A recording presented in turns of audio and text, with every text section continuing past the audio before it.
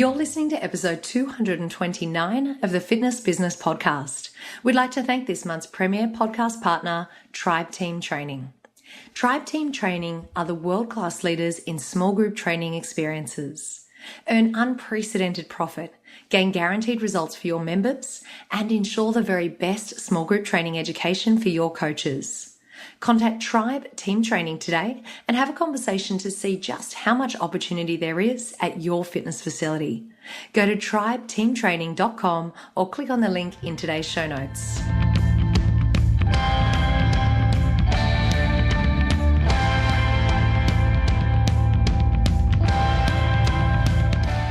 Welcome to a bumper edition of the Fitness Business Podcast in the Shoes series. If you're new to the FBP family or if you haven't heard about In the Shoes before, let me start off by telling you a little bit about these episodes. During these interviews, I chat to someone in a specific role within a club. From a fitness manager to a franchise manager, sales to group fitness, we hear about their role, their biggest challenges, their KPIs, and advice for all of you out there who are in a similar role. In our first episode of the series, I spoke to the Chief Strategy Officer of Brit Bodies, Erin Kelly. That was episode 216, and if you happen to miss it, you can head over to fitnessbusinesspodcast.com and take a look at that episode there. This week, we're stepping into the shoes of a club manager, and we have not one, but two special guests joining us, one from the USA and one from Australia. I'll introduce you to both of our guests in just a minute. But before I do that, I do want to say a big thank you to our podcast partner, Tribe Team Training. Tribe Team Training spends every minute of every day specializing in developing the very best team training experience available for your club, coaches, and members. Find out more, go to tribeteamtraining.com or click on the link in today's show notes. It's now my pleasure to introduce our first guest this week, Mandy Holden. Mandy is the club manager of Anytime Fitness North Reno. She has an incredible journey in the fitness industry, and I'm going to let her tell you a little bit more about that during our chat. But also make sure that you listen out for when Mandy talks about their Please score. It's an acronym that Anytime Fitness use to ensure they connect with their members. I absolutely love it, and I think that you will too. Enjoy my interview with Mandy Holden.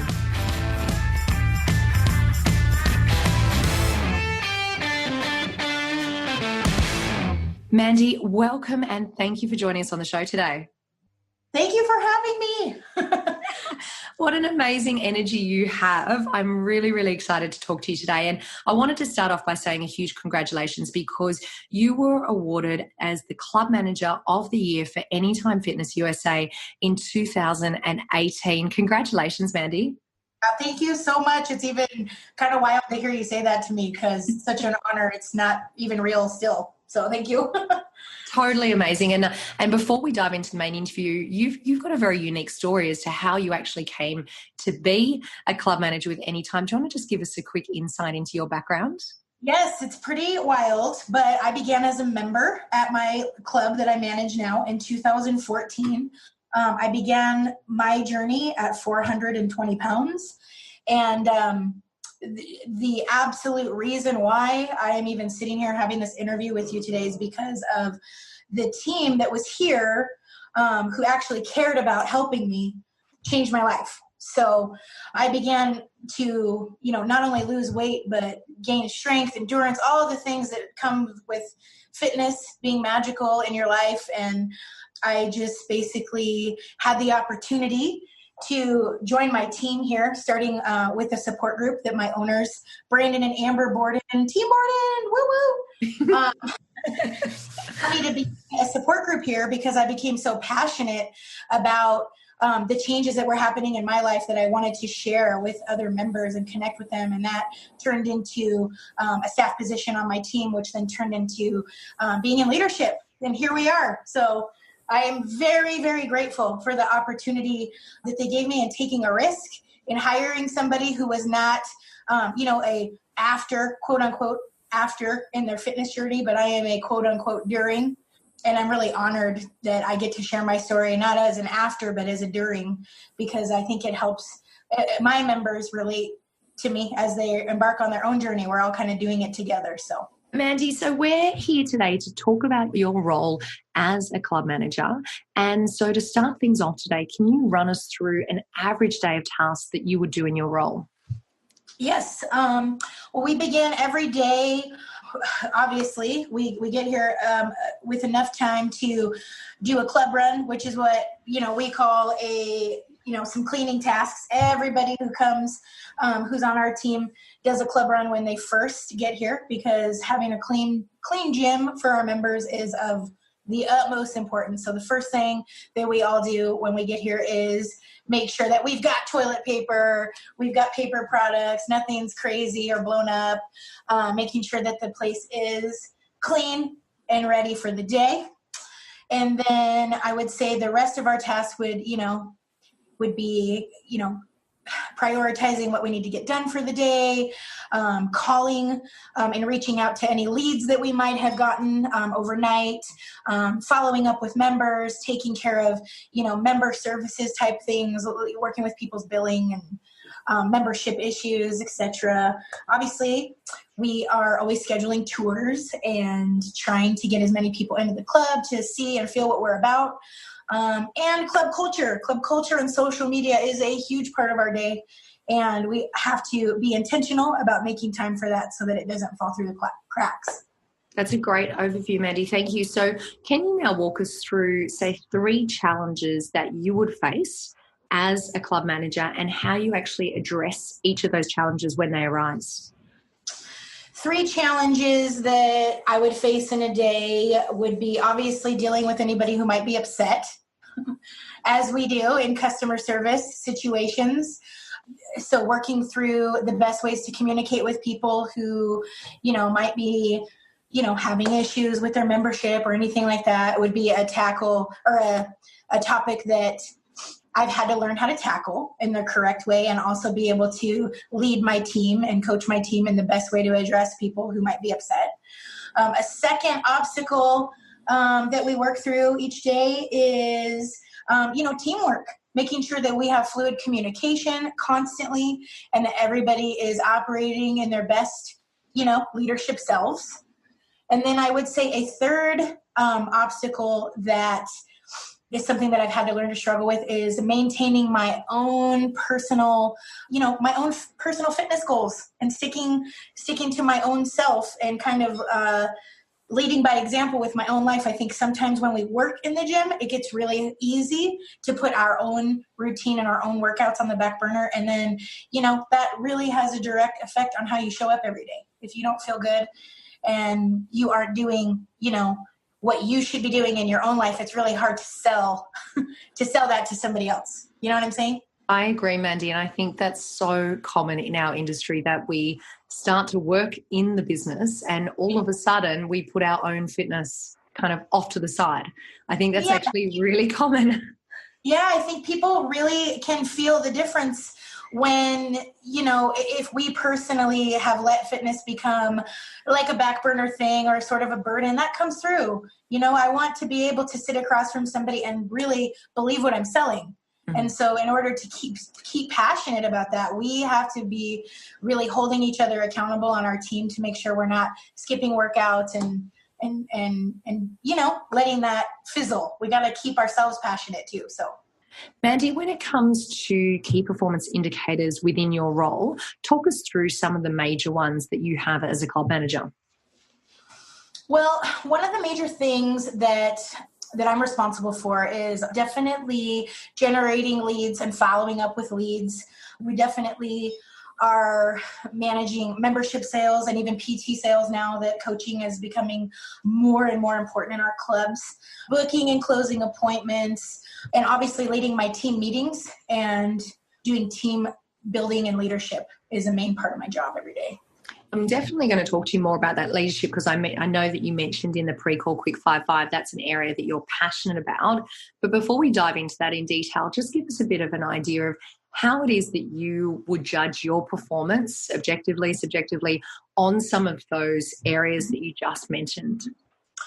Awesome. We really take our surveys, our Please Score surveys that we get very seriously. At all 4 of our club locations, we monitor those very closely. And we take the please standards of our brand really, really seriously. So that comes through with our please score. Obviously, we get to check our numbers, our metrics each month when our CAG report comes out within Anytime Fitness. And so that is the surest way, the actual data that I can look at each month and make sure that my club is performing on pace with where we want to be. Okay, now you've got to explain, did you say that your please score? Yes, we have. Can you explain that to us? Yes, I can. So in our brand, in Anytime Fitness, we have a service standard, and the acronym is PLEASE. And it's something that we all learn when we're first onboarded, and it's kind of just a code of honor that we really all live by. It stands for personal, kind of a saying that we have in Anytime Fitness is we're trying to strive to be surprisingly personal. So the P in PLEASE stands for being personal. The L stands for listening, being available to people and making sure they feel like they're being heard, taking the time to listen, especially when people are upset. They don't want you to, try to combat them. It's really important to kind of slow down and make sure you're listening, talk less, listen more. The E stands for empathy, which is something obviously we are really passionate about within Anytime Fitness because, that act of trying to put yourself in the shoes of someone else kind of makes or breaks what we're trying to do, kind of sets us apart, having empathy. The A stands for anticipate. We try to make sure that we are anticipating the needs of the members before they need them. So making sure that we have, toilet paper and wipes and things that our members are going to need before they even realize they need them. The S stands for sense of urgency. So we try to make sure that when we're dealing with people that we, try to deal with it quickly and make them feel like their needs are important to us. That's what that stands for. And then the final E would be for encouragement. Obviously, Bleeding Purple, in our culture is being the most encouraging we can be to everybody, on their journey, whatever level they're at. So the PLEASE standards are, sort of the backbone of what we do in Anytime Fitness. And our surveys are kind of based on those things. Thank you for explaining that to us. And I love those explanations that you just went through. So I've written that down quickly because I just think we can all learn so much from that. So you had personal, listening, empathy, anticipate, sense of urgency, and encouragement. Thank you for talking us through each of those. And I love that you, that's kind of your central checking point that you come back to with everything that you do within the business. I love that. Now, I did want to talk a little bit about the leadership role. And to me, that what you've just explained is a beautiful quality of a leader, and that is making sure that you're going through and addressing each of those areas. So tell me a little bit about what it means to be a team leader, and maybe just a little bit of overview of your team and how you get the most out of them.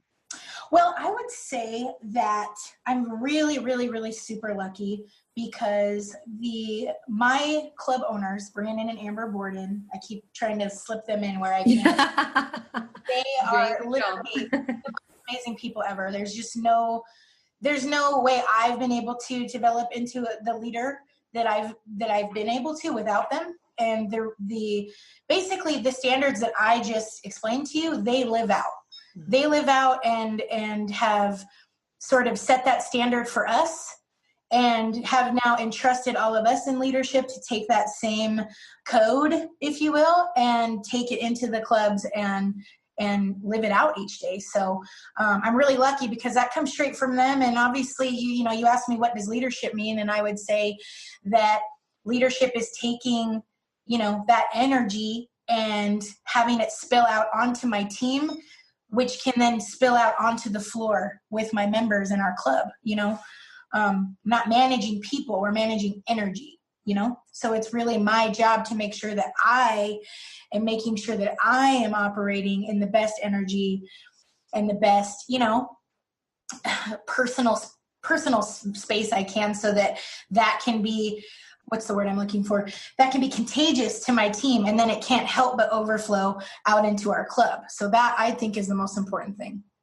Mandy, as someone who has come through the transition of being a member and then moving into a role within the club, what would you say has been one of the major challenges that you've faced as a leader within the business? Ooh, that's a good question.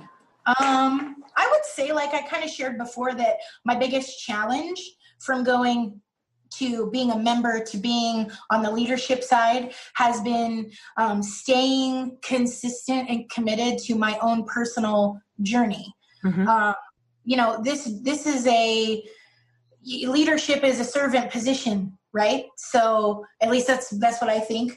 And so it's really easy to sort of in that put other people and other needs first, especially in this business where we're sort of obsessed with making sure that our members get what they need all the time.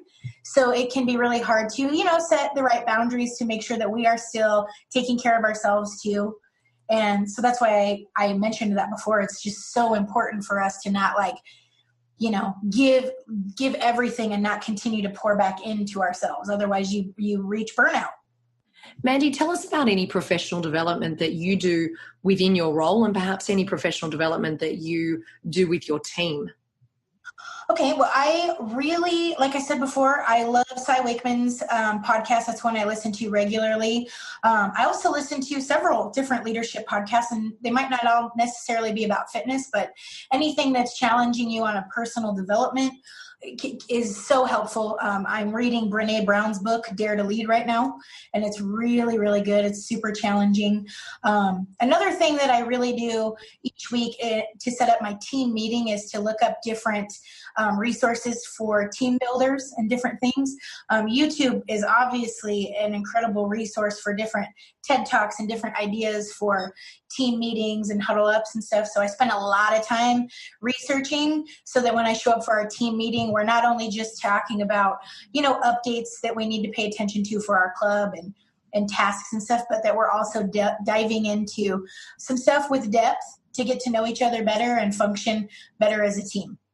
That's great, Mandy. So when you actually share professional development pieces with your team, or if you're sharing an article or a podcast content, is there a specific way in which you do that, in the way in which you share that information, or is it just part of your team meeting? We have a group text going all the time. So whenever I'm feeling inspired, they are always getting texts with links and different stuff. But for the most part, I try to save a lot of that content to go over during our team meeting. And if there's, say, like a podcast I want them to listen to, or a YouTube, video that I want them to hear, I'll send it to them in advance and let them know that we're going to talk about it at our next team meeting. So. Great one. If you had the opportunity to turn back time a little bit, what do you wish that you knew when you first started in your role? Ooh, I wish that I would have known the actual impact that we have in our position. I wish I would have understood that sooner, just because it really is a special job. I had shared about our please score and our please standards and how we have a goal to be surprisingly personable with all of our members. But the truth is, the reason why I believe Anytime Fitness is so special is because we're offering people more than a membership. We're offering them, a chance to connect with a community of people and be a part of something where everybody's striving towards becoming a better version of themselves. It's really special. And so if it's more than a membership, then what we do is more than a job. And so it's just really understanding that, and understanding, like, when I show up to work every day, it's not just to, come to work and run a gym. It's really to be available to help people change their lives. And that's really, really a special responsibility. What a beautiful answer. Now, to finish off today, Mandy, we have what we call our FIP Inspiration. So can you leave us today with 3 pieces of advice for club managers out there to get better at their jobs? I would say my number one most important piece of advice for anybody in this industry would be buy-in. I think that the most important thing that my owners, Brandon and Amber, have really instilled in all of us is buy-in to like what I just talked about. It's more than a job here. This is more than just signing people up for a gym membership and showing them, how to use a treadmill or how to, swing a kettlebell correctly. This is about a little bit more than that. It's the impact that you can have on their life when they walk out of the gym and go home, because the confidence that that you can build in working on yourself in the gym kind of follows you out when you leave, and it's magical. So if you can get your team to buy into that, then we all have a purpose for being here. It's more than just a paycheck. And then we get really crazy, psycho-passionate like I am now. And but I would say that's the most important thing is buy-in and getting your team to buy in to the vision, because that's what anchors you on really hard days. On the days where you're just like burnt out and tired and it feels like it's all for nothing, like you can come back to what's anchoring you. And that is, the passion of what we get to do. The second thing I would say for advice is personal development. 100%. You can only lead as far as you've traveled. So if you have become stagnant with your own goals and your own personal journey and your own leadership skills, and if you're not continuously like pushing yourself to learn and grow and seek a mentor, seek advice, seek more knowledge, then you can't lead your team anywhere. You can only lead as far as you've traveled. So, and I would say the third thing is get really comfortable with being uncomfortable with communication. I would say the best thing that's ever happened to our team is learning how to set aside our ego and be really honest with each other in a way where we're not, hurting each other's feelings or taking things personally. And it's something we've all had to buy into and practice with each other. But man, it has completely changed the way we do things. When you can clearly communicate quickly without letting weird things fester or anything. I mean, it just really creates an intimacy on your team, like I said, that will spill over onto your members in your club. And it just sets an energy that everybody wants to be a part of. It's such an important part, that communication piece that you just talked about. And I don't want to leave it just there, because this is an area that I'm really passionate about as well. And I think that we can always improve when it comes to our communication skills and how we speak to others and how we articulate our message and to other people within our teams and within our business with our members. Are there any specific routines or skills or practices that you would recommend we can do as club managers to improve the communication skills of ourselves and of our teams? I would say that obviously it's not something you can just like implement one time and have everybody on board. It's something you have to kind of practice. And I would say that the most fundamental turning point for me with our team was taking a little cue from Cy Wakeman, is we kind of named our egos. And I know that sounds crazy, but you kind of give your ego a name, and then you start to recognize when you're reacting to something in ego or not. And once you sort of identify it as kind of, quote, someone else, it becomes a little bit easier to identify it yourself or to graciously call it out in someone else. Does that make sense? It does. And I've heard of this practice before. So I'm not going to let you go without asking you, what have you named your ego?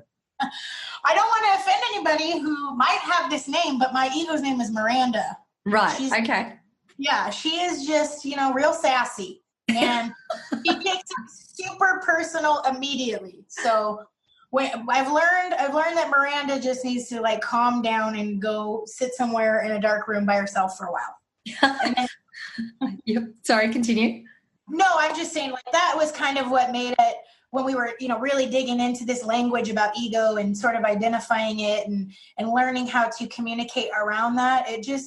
It really helped us defuse a lot of hard conversations right away, because we were like really using that language and everybody bought into being able to identify it and work around it. And it's gotten to the point now where we don't even use those names for egos anymore. We just kind of recognize when it's flaring up and we're able to kind of step back and go, okay, I was starting to react in my ego, but I've thought about it and, let's talk. Or, and as a leader, I have been tested on this. It's of the most importance that you are the first one to be able to do that.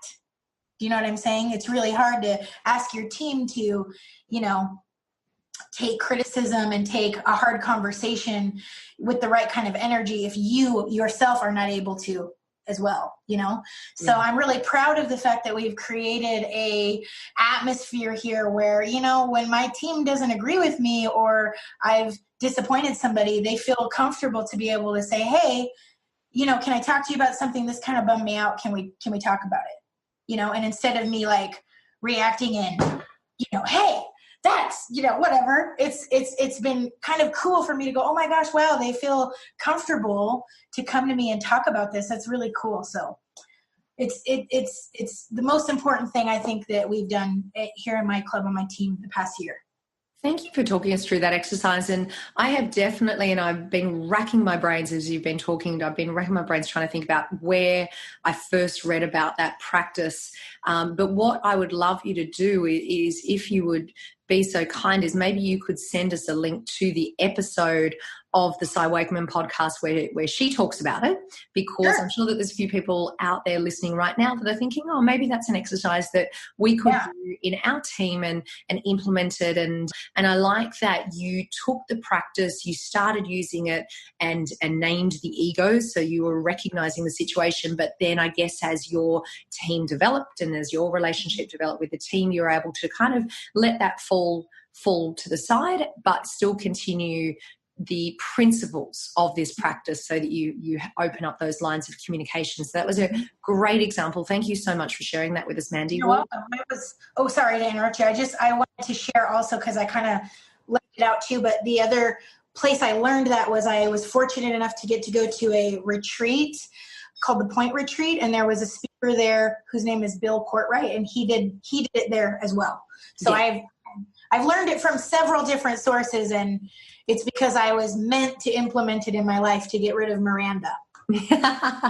Well, I'm going to put the challenge out there because we've got listeners all over the world, and I know someone's listening right now going, I know who wrote the original book about that, and I want to know who it is because I know I've read it sometime in my life. I just cannot think about who it is, but someone who's listening knows, then hit me up. Send me an email at chantal@fitnessbusinesspodcast.com. I want to know the answer.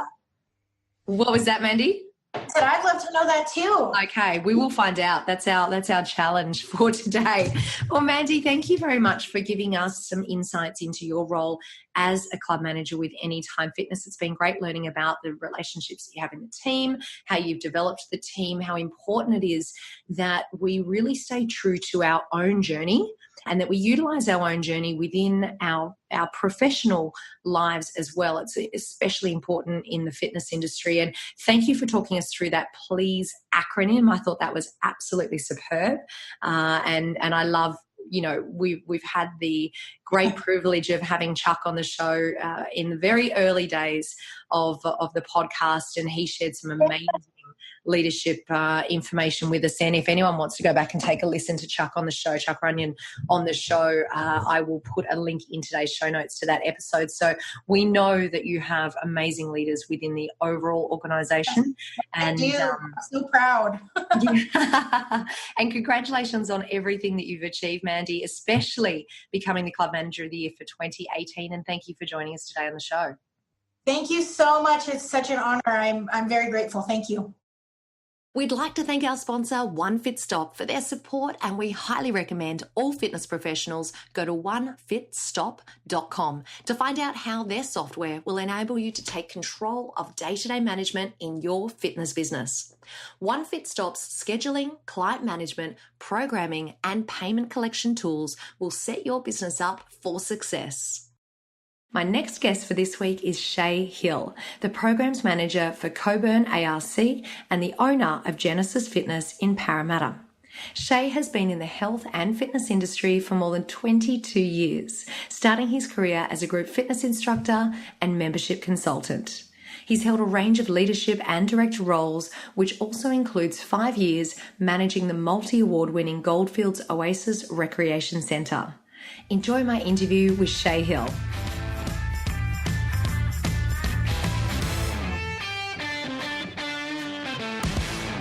Shay, welcome along. Thank you for joining us. It's great to have you on the show.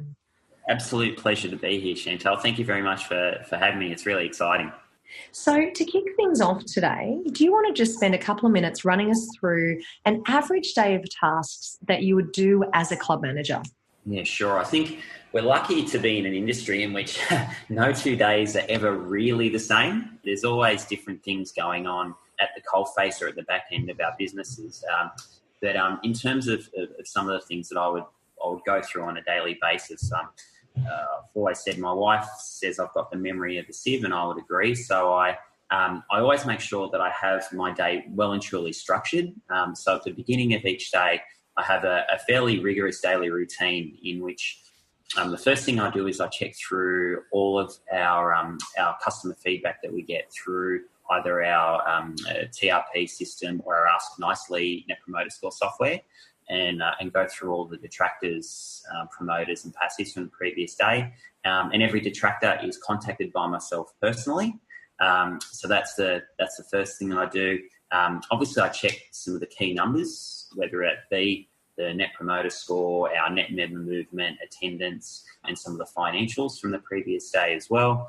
And importantly, a very quick meet and greet with the staff, the senior leadership team to start off with, just checking on how they're going, how they're setting their day up, and then moving on from there. The way, very early on in the piece, I had a fantastic mentor who used to talk about leadership really is about spinning plates. And so I use that analogy every day, that when I'm meeting with my team, essentially I'm just keeping those plates spinning through little conversations, little follow-ups, little actions that I'll do throughout the day. So yeah, there's that. Obviously reporting to the senior management and executive as well. Part of the challenge is not just managing down, but also managing up. And it's really important to keep them in the loop with what's going on. I spend at least half an hour a day of planning, whether that be planning for the future or planning for the next day. So planning is important, but execution is even more important. And Tom Peters, the great Tom Peters, always talks about the MBWA, management by walking around. And in my calendar, I drive people nuts with this. I have 2 daily structured walkarounds in which I walk around the entire centre, chatting to staff, chatting to patrons, and just seeing what's going on at the coalface. And it's amazing what you can pick up in the conversations that you'll have and also listen to. So I make that a priority to ensure that that's done at least twice a day. Always over our socials.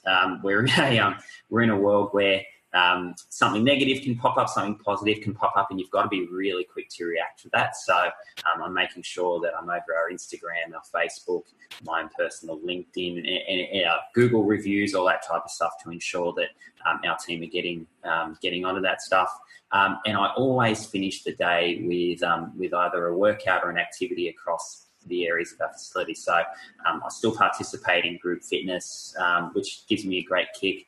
And also it lets me connect to our members, or go in the aquatics area, or jump into a small group training session. So that's essentially, I guess, a very typical day. As I said, no 2 days are the same, and things can change on a hat. But that's I guess a typical day in my life in the centre. So let's now move on to challenges within the role. Do you want to share with us any challenges that you have faced whilst you've been in the club manager role, and perhaps how you actually addressed those when they arise? Yeah, sure, Chantal. The industry has evolved and changed through I've been over 20 years since I've been in it, and have been managing centres for 15 of those. I think probably the biggest challenge in terms of managing a centre probably occurred for me 7 or 8 years ago. In the area that we're at was quite steady in terms of the price point, and then all of a sudden the entire market got flipped on its head, and just about every club within a 10k radius decided to cut their prices in half. There was just rampant discounting all over the place, and it really presented to me a huge challenge in terms of strategically, where do we position the club moving forward?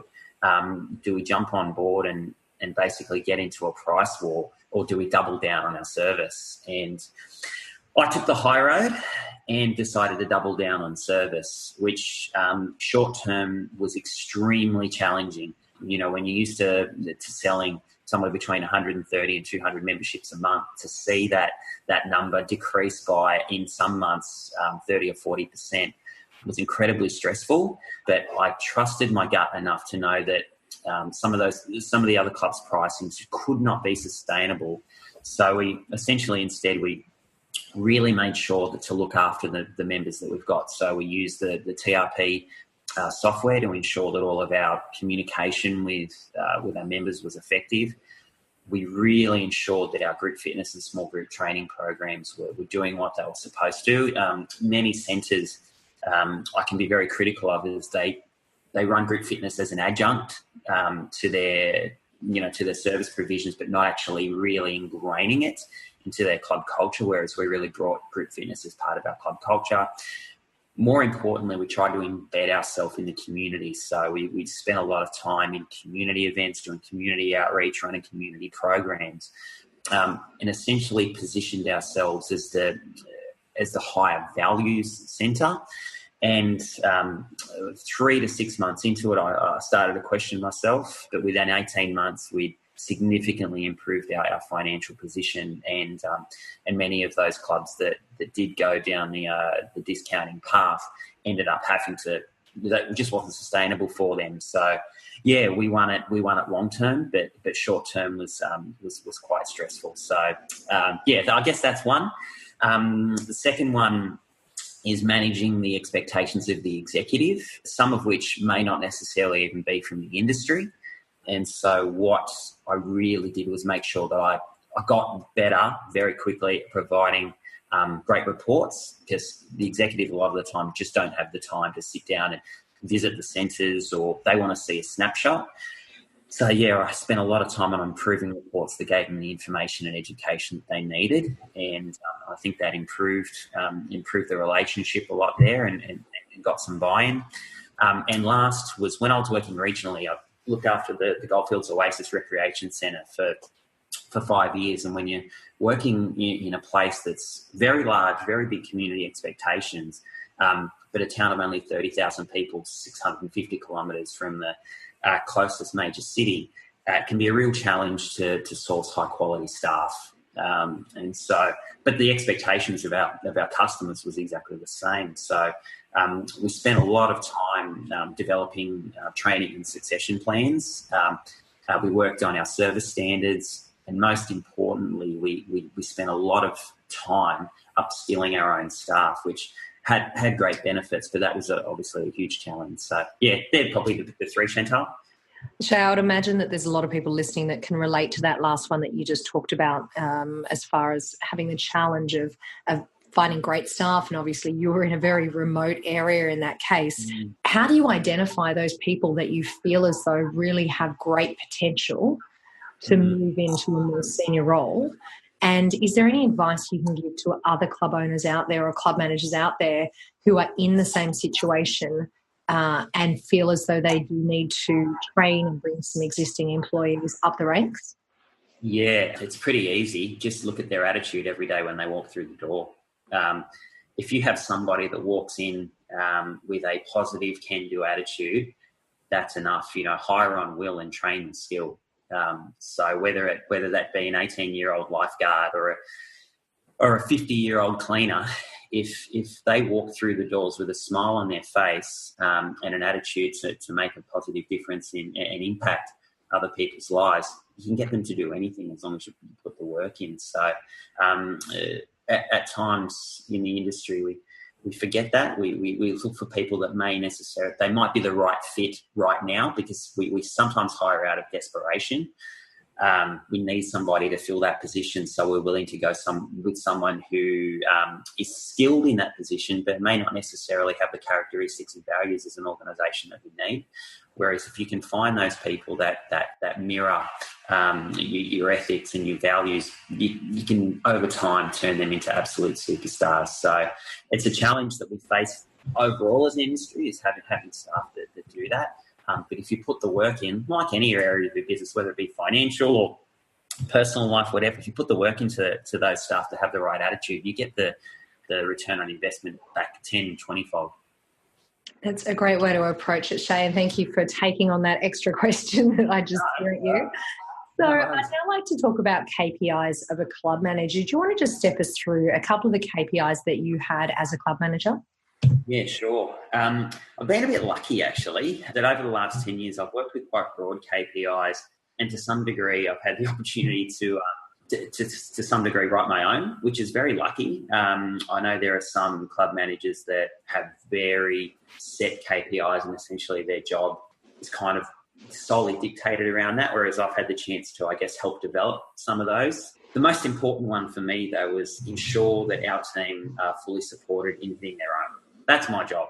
That's my job as a club manager, is to fully support my team to ensure that they're hitting theirs. And in terms of the metrics that I look for, I think I mentioned already, maintaining a world-class Net Promoter Score is a huge one for us. We set a minimum benchmark of an NPS of 50 and above. And then the rest of the stuff, just the financial indicators, making sure that we're on budget, that we're hitting those key numbers along the way and those regular reviews. So nothing particularly outstanding or unusual about my KPIs, but always beginning with that end in mind. My goal as a club manager is to ensure that I'm supporting my team, our team, to hit their own. Shay, when it comes to your own professional development, because you've got a lot of experience in the industry and a lot of experience as a club manager, what are some of the ways that you actually do professional development for yourself? I don't know who said it, but it's a pretty popular axiom that leaders are readers. I read as much as I possibly can. I love autobiographies, funnily enough, and so I get a lot of inspiration reading autobiographical content, whether it be sports people, entertainers, business people. So I love reading autobiographies. I look outside the industry as well. I spend a lot of time researching what's successful in other industries that may be able to be transferred across back to the health and fitness industry. I also spend a lot of time researching the industry myself. I'll visit 50 to 100 sometimes health clubs a year, assessing what's going on there so I can get a bit of a look on the coalface, because sometimes there's a bit of a disconnect. We spend a lot of time in the industry talking about the future, where the future is going to be, and sometimes I think we lose sight of the here and the now. And if you were to go into many health and fitness clubs at peak hour, you can see, well, why are we looking towards the future when we've got gym instructors not wearing name badges, they're not engaging effectively with the floor, you got reception staff chewing gum. Here we are talking about the future of the fitness industry, yet we're not necessarily following up those key standards that are the now. So I love to do that. And the other things, like I like to still be actively involved. I go to Les Mills quarterly still as an instructor. I visit clubs. I try and network as much as I can. It was really difficult when I first moved to Kalgoorlie how to stay in touch with the industry. But funnily enough, through LinkedIn, I think I actually network more. Being out in Cal. So yeah, that type of stuff, and attending conferences when I can. That being said, being in Kalgoorlie didn't really give me the chance to go to Filex and some of the other stuff. So I just tried to keep abreast through other means. So yeah, that's pretty much it. I think I'm glad that you mentioned LinkedIn, because I personally have also found that a lot more fitness professionals have come onto the LinkedIn platform probably in the last sort of 3 to 5 years, I would say, more so even in the last couple of years. It seems to be a much more active platform for kind of fitness professionals and managers and owners. So I'm glad that you mentioned that, because if anyone that is listening is not active on LinkedIn, then that's a really good opportunity, as Shay just said, like fantastic networking on there, plus the information that is shared on there. It cuts through all of the, let's say, I don't want to say crap, but it cuts through all of kind of the fad stuff. And generally a lot of the content that is shared and discussed is obviously much more business-based. And is going to benefit you as a manager or as an owner of the club. Would you agree with that, Shay? Absolutely, and it's free. It's free stuff. There's so much useful stuff I've picked up through LinkedIn, and not just and fitness industry included, but also just from other industries as well. Being able to see updates from Elon Musk and Warren Buffett and, Richard Branson and genuine business leaders who are just dispensing, information that is absolute gold. Yeah. Fantastic on that platform. So, if you're not on it, get on it. And get on it. Great point. Okay, so if we were to wind back the clock, back to when you first started, what do you wish that you knew when you first started working in the fitness industry? That's a good question. The industry was very, very different when I first got involved. So I can't really cast my mind back in terms of what I wish I knew then. But probably 5 to 10 years later, when I moved into club ownership, I wish I knew to trust my gut more. Sometimes, look, there's a lot of people in the industry that are prepared to give you advice or proclaim to be experts. But sometimes you've got to sift through what information being given to you is commercially motivated. And at that time, I think I wish I would have trusted my gut more and probably gone with what I thought was right, as opposed to people who were giving me a lot of advice, but some of that advice was commercially motivated. So the thing I wish I knew was to do the research as much as I can myself, and then back yourself and trust your gut and trust your own instincts. So that's probably the thing. That's a great one, Shay. So we finish off our shows with Fitbispiration. So for today, do you want to share with us 3 pieces of advice for a club manager to do to get better at their job? Sure. I wrote these things down. I might have already touched on them before, so I'm sorry if I've repeated myself. But 1, do the hardest things first. Don't put the hard things off. Have the difficult conversations, whether that be members or staff. Do the things that you don't want to do first thing in the morning, because that's when your brain is the freshest and it's not going to drag you down. So do the hardest things first. 2, get away from your desk and out onto the shop floor, walk the gym floor, speak to your staff, speak to the members, and engage, and always be that face that's available.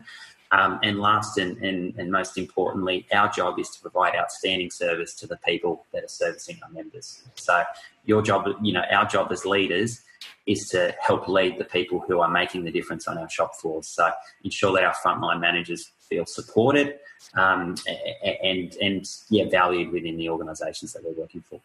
That is all great advice, Shay. Thank you. And I've got to say, every time I speak to you, I just am so impressed by the amount of knowledge that you have. And we're very grateful here on the show that you will take the time to come and share that knowledge with us. And I have no doubts give club managers out there some great things to think about and certainly to take away and utilise within their own businesses as well. So, Shay, thank you so much for joining us today on the show. Oh, thank you so much, Chantal, for having me, and thanks for giving me the opportunity to share some of my little bits of wisdom I've picked up along the way, and I just hope your listeners can derive a little bit of benefit from it. And thank you again. Precore Quickfire 5. This week's Precore Quickfire 5 guest is the Sales and Communication Coach for the Results-Based Fitness University, Elias Scar. A warm welcome to my special guest for today. Elias, welcome. Thank you for joining us on the show today. Thank you for having me. I'm so excited. Okay, let's get started with your Precore Quickfire 5. Tell everyone, why do you do what you do? I guess the easiest way to explain it is when the feeling a coach has when they see their athlete succeed, right? All the training, all the hard work, and they see their athlete finally succeed in any capacity, that feeling of excitement of having influence and helping somebody achieve what they want to do is the same feeling I get when I see people communicate well, when I see them talk and people start to understand each other well and open lines of communication. So that same feeling of having that influence over somebody's personal success is just a really powerful, rewarding feeling. And what's one ritual that helps you become better at what you do? For me, breakfast, actually. Mom was right. Breakfast is definitely the most important meal of the day. And for me, it's because it is a ritual. I get up in the morning, I make breakfast for myself, my wife, and my dog, and we spend that family time connecting together. It really kind of sets the tone for reminding me to take care of the people around me, to take care of myself, and reminds me of what's important. And what's one app or system that you use to stay in control of your workload? The one I really enjoy right now is Google Keep. Actually, it's an outstanding board for managing. It's like a task manager, but sort of digital sticky notes, all in one place, where you can set reminders. It helps me organize the level of importance of each task that I need to get done, the order, the dates. It's sort of an easy to access hub I can get to anywhere. Oh, I like the sound of that one. I'm going to take a look at that and I'll pop the link in the show notes. And are there any books, podcasts, or blogs that you'd recommend to our listeners, and why? Yeah, the one I'm really hot on right now, the book I'm hot on right now, was a gift from my mentor, Alan Cosgrove, and it's Making Them Believe by Dan Kennedy. And the reason I love it is Alan, as my mentor, knows I like things that are they aren't outright like, here's a sales book. So this book, Making Them Believe, is all about the snake oil salesman of the turn of the century. And what it does is it actually opens your eyes to getting sales and marketing lessons from unlikely sources, from regardless of whether or not, of the ethics of the snake oil salesman in medicine. There's actually great marketing and sales lessons in there. And it reads like a scout manual. You can kind of just jump in anywhere. You don't have to read it cover to cover. Oh, I really like the sound of that. I'll definitely grab the link for that one for today's show notes, and give everyone just a quick overview about what we're going to be talking about during your main interview next week. Sure. What I want to cover today is really what you must do every time a member joins your club, and how to build lifelong members in the first 30 days of their experience. Because really that honeymoon period is so important, and that's really all you have to get it right or wrong for the lifetime of their fitness journey. So I want to help you get it right. Liz, this is such an important topic for us to talk about. And believe it or not, I don't think we've really covered it in a lot of detail in the show before. So I want to thank you for joining us, because I think this is going to be something that is very relevant and very beneficial for all of us. So thank you for joining us today for the Pre-Call Quickfire 5. Thank you for joining me for this week's show. A quick reminder that all the resources and links for today's episode can be found at fitnessbusinesspodcast.com. A big thank you to our foundation partner, Active Management. And as a listener of the show, you have a special opportunity to work with JT from Active Management. That means you can get one free session when you buy one coaching session. No matter where you are in the world, technology allows you to connect with him. All you need to do is go to www.activemgmt.com.au/FBP family, and you can work with JT to get more people moving and moving more often. So one more time, that is one free session when you buy one coaching session, and is exclusively for you. Go to activemgmt.com.au/FBP family. Thank you all once again for joining me today. Remember, what you leave behind is not what's engraved in stone monuments, but what is woven into the lives of others.